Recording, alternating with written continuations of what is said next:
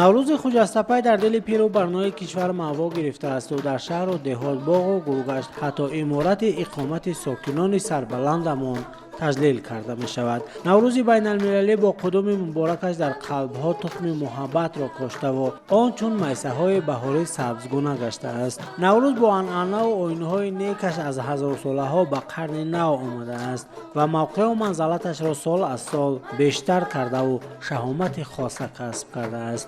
сокинони ноҳияи ҷалолиддини балхӣ ҳамин шабу рӯзҳо тантанаи наврӯзӣ доранд ва ин мероси фарҳанги ғайримоддии башариятро бо суруду тарона, базму тараб, расму оинҳои неки ниёгон истиқбол мегиранд ва аз омадани баҳори сабз андар сабз пайғоми наврӯзӣ ба аҳли ҷаҳон мерасонанд. дар ин ҷо ҳама занони ҳунарманди ноҳия ҷамъ омадаву аз наврӯзи хуҷастапай башорат медиҳанд. модари меҳрубон биби рӯзгордида бегим убайдуллоева мегӯяд ки нахустин мухчаи баҳорӣ аллакай дили маро шод месозад ва зиёд мехоҳам ҳама занҳои деҳаро сарҷамъ намояму базму тараб баргузор кунам, то аз қалбҳо бухлу кинаву кудратро бо сурудҳоям бишӯям ва муҳаббатро побарҷо нигоҳ дорам.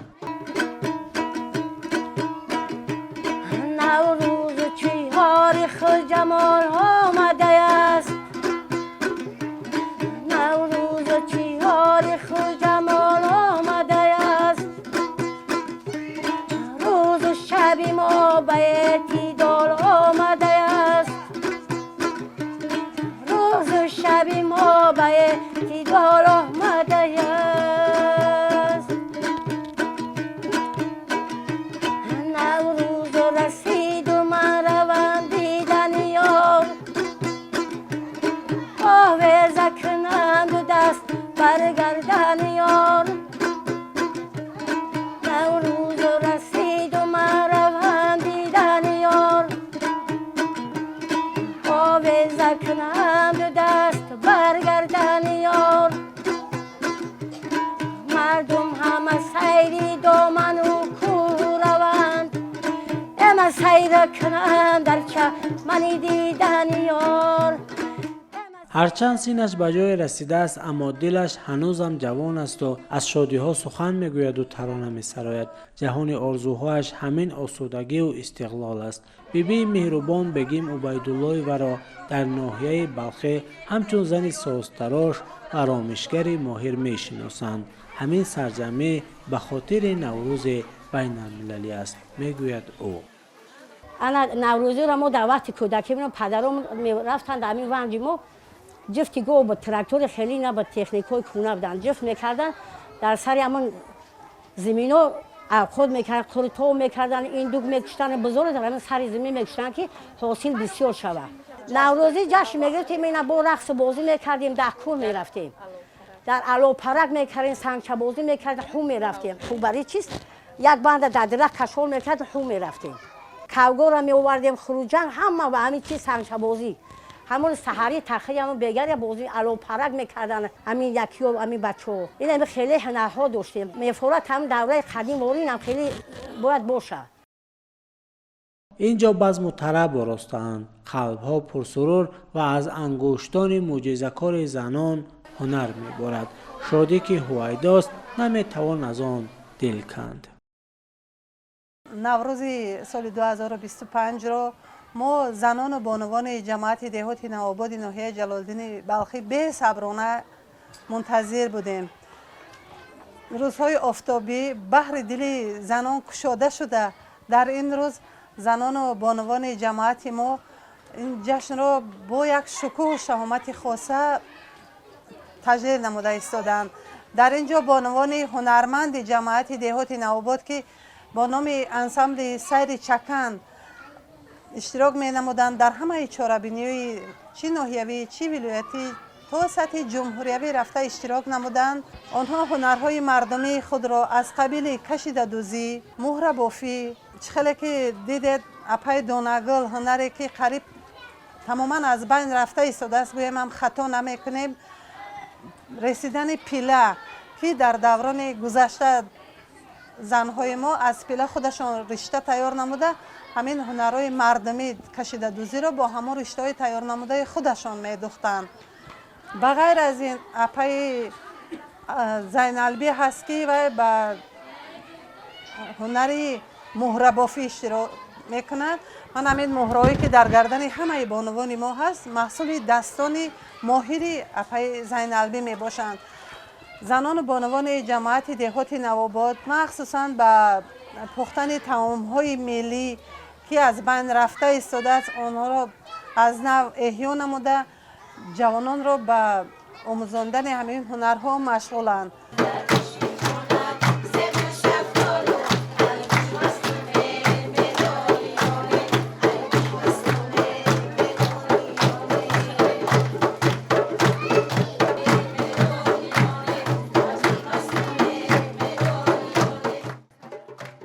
معجزه بهار و نوروز بین المللی است که همه با هم آمده و از نوروز خجست‌تپه مژدگانی می‌دهند.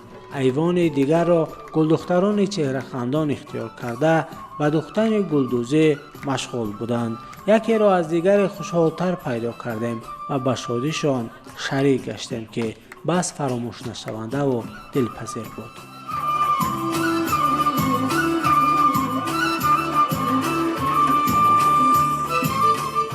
همه جا شکفته نوروز آمد. بر کشور ما بهار خوشروز آمد. از باد صبا خبر به یاران برسید. نوروز آمد، بیا که نوروز آمد. بهار آمد، بهار آمد، گلی سوسن قطار آمد. به دهقان وقتی کار آمد، بهاری لاله‌زار آمد. بهار آمد به نکروزی، به چنگول‌های نوروزی، به پشتاقی گلدوزی، بهاری نو مبارک باد. بیا نوروز به جان من اثر کن، درخت عمر من را پرثمر کن. اگر یک سال نآید دهر تیر است، به جانت صد قسم دنیا جزیر است.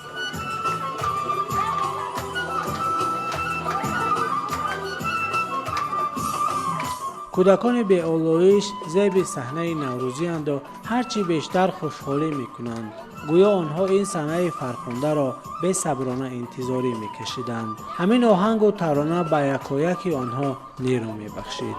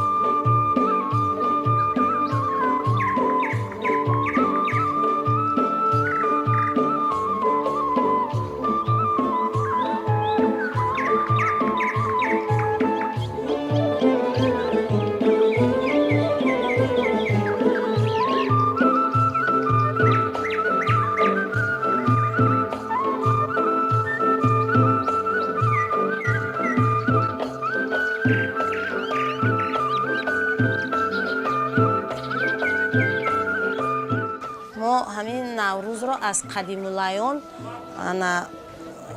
جشن میگیریم.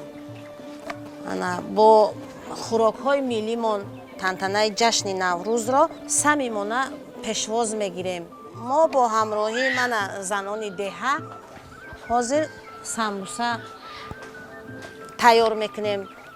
سمبوسه مثال من گوشتی از علف تیار میکنیم. دختران و مادران هنرمند سمبوسه علفی و تحمال و دیگر انواع خمیری را و همه اسرار کدبانوگیشان آماده میکردند. گوشه دیگر را کدبانوهای ماهر زینت بخشیده بودند. خمیرش از آب و نمک ارد تیار شده. در داخل وی محصولات شیری، روغن مسکه، قیماق، خیلی سرغذا هست و در عرفه و عیدها و توی تماشاها و چاره‌بینی ها تیار کرده می شود. این محصولات از دوره های مادرامون، خشتومانامون، بیبیامون همین خیلی کرده با محصولات های خانگی تیار کرده اومده با ما میراث مانده است. با کنجیتش هم خیلی از خشتومانم آموختم. خیلی مزه نغز میبرارد کنجیتم. با علف هم علف های بهاری وقتی که همراه میکنی باید مزه خاص خود را بازدارد. پیچاندن خمیر ما آماده شد. همه کسا برای پختن شروع میکنیم.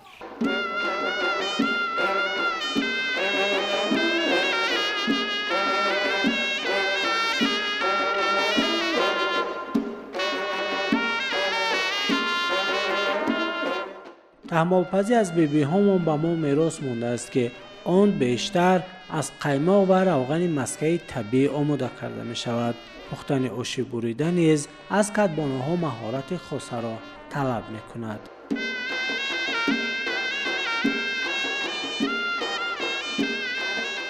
آش بریده یکی از خوراک‌های ملی تاجیکان بوده. زن‌های تاجیک همیشه آن را در خانه خود آماده می‌کنند. زیرا آن که خوراکی دوست داشته هر یک زن تاجیک یعنی فرد تاجیک این آش بریده می باشد.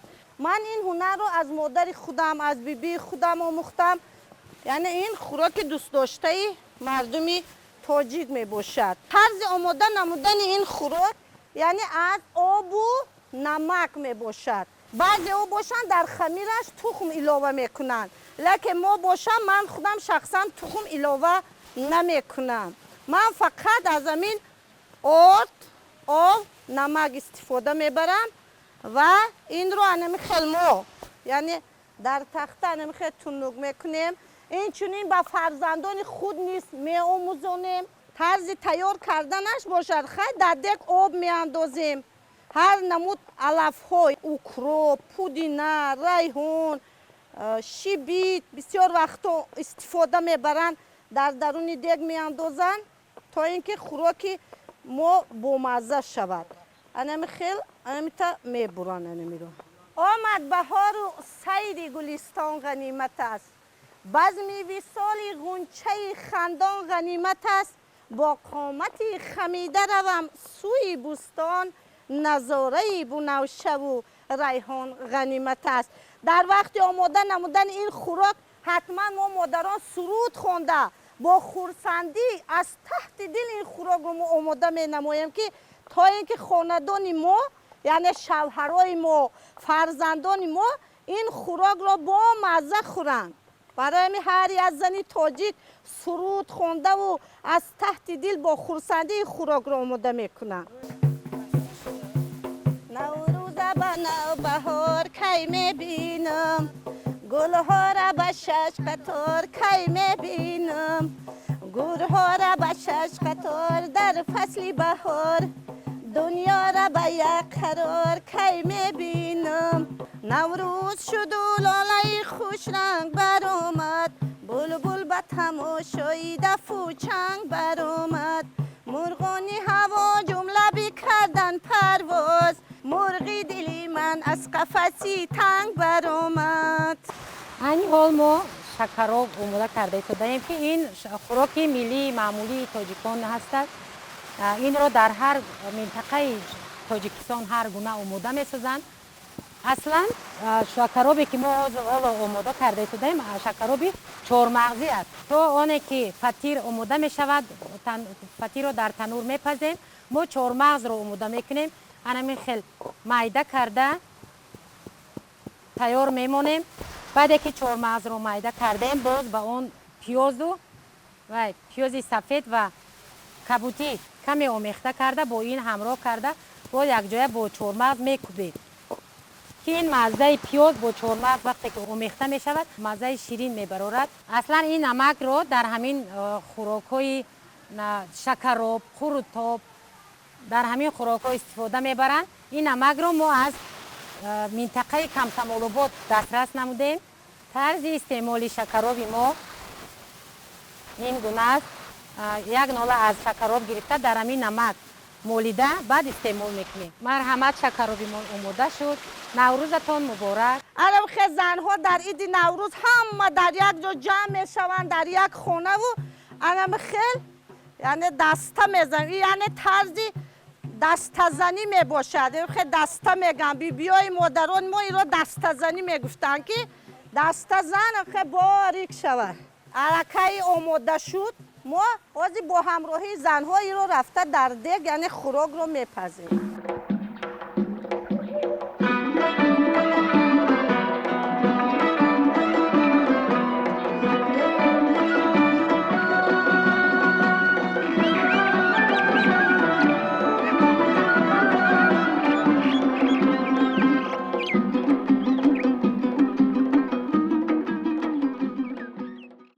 تجلیل نوروز بین المللی را نمیتوان به سیر طبیعت دلفریب تصور کرد، چون نوروز و بهار دلارا زنده شوی طبیعت و برابر شوی شب و روز است. بیشتر ساکنان شهر و دهات سیر کوهستان نموده زیاد میخواهند که در باغ و بستان نوروزی را استقبال بگیرند. صحرای سبز و درختان گلبسر امثال عروسکان ناز به نظر میرسد و به قلب و دیده ها جلوه تازه میبخشد.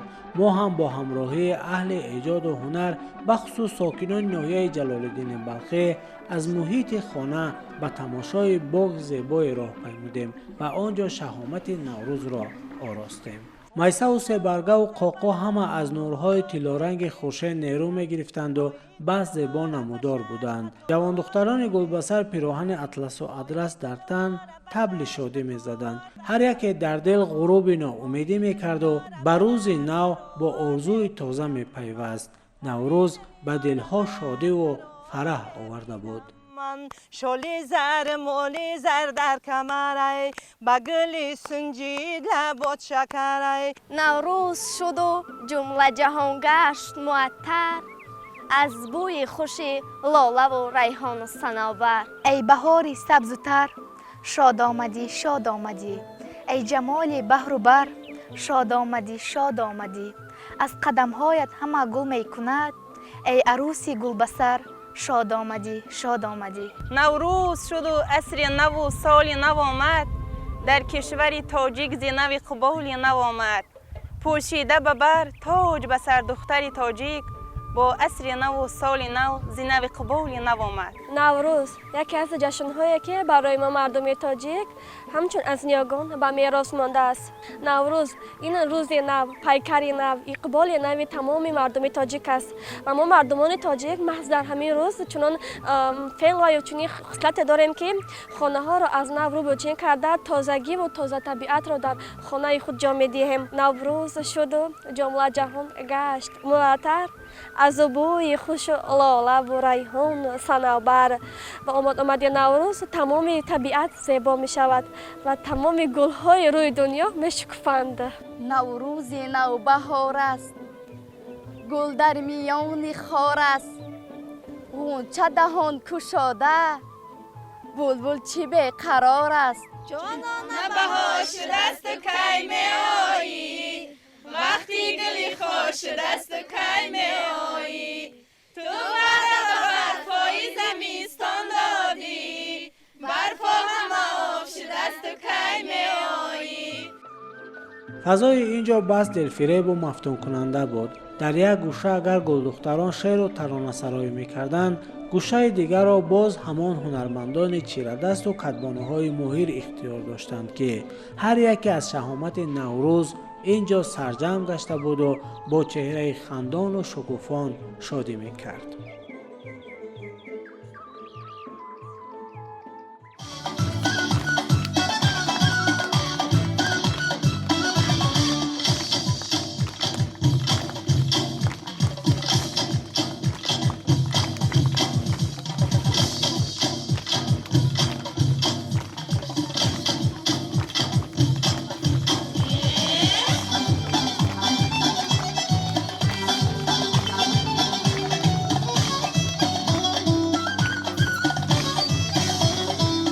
مقامات اجرایی حکومت دولتی ناحیه جلال‌الدین بلخی در تمام جماعت‌های ناحیه جشن نوروز با تنتنه گذشته ایستاده است و شروع از 21 مارت تا 10 روز مردم ناحیه این جشن را با خرسندی استقبال میگیرند. سراول سرجمی است، پختنی خوراک‌های ملی، نمایش دادن هنرهای مردمی، اینچنین بندکشی، عنعنه‌های اینکی نوروزی را امروز ساکنان قید نموده ایستادند. شادی ما مردم تاجیک در آن است که با تلاش و اقدام‌های اساسگذار صلح و وحدت ملی، پیشوای ملت، پرزیدنت جمهوری تاجیکستان محترم امامعلی رحمان، نوروز مقام بین المللی را به خود کسب کرد و امروز ما با تمام رسم و آیین و سنت‌های خاص میراث نیاگان نوروز را استقبال می‌گیریم و تجلیل می‌کنیم. نوروز بین المللی مبارک.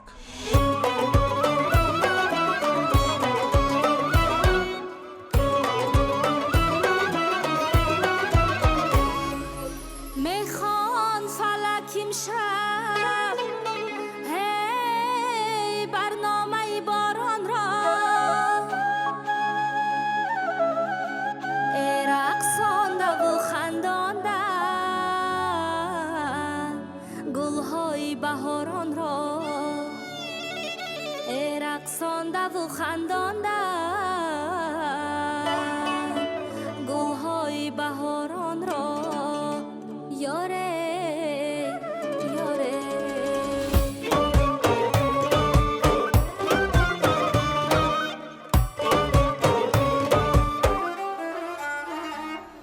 میده میده خنده کرد دلم بنده کرد قدش نازنین لبش انگوبین